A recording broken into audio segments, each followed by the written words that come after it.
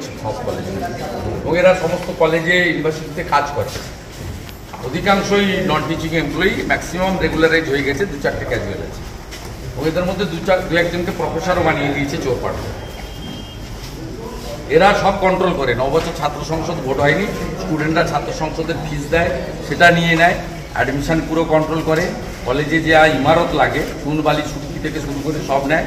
কলেজের ছাত্র সংসদ রুম এদের অফিস রুম, এরা নর্মাল ডিউটি করে না অফিসে। এরা যত রকম অপকর্ম আছে, মাদক থেকে শুরু করে মানে ছাত্রী নিগ্রহ, বন নির্যাতন, সব কাজে না। এটা কি পার্থ চট্টোপাধ্যায়ের আমল থেকে হচ্ছে? মমতার আমল থেকে হচ্ছে। আপনারা লাইন ডাইভার্ট করবেন না। এদের আশীর্বাদ মমতা ব্যানার্জির আছে, আর অর্গানাইজার হচ্ছে ভাই। হাওড়াতে একটা লাল চুল কানে দুল।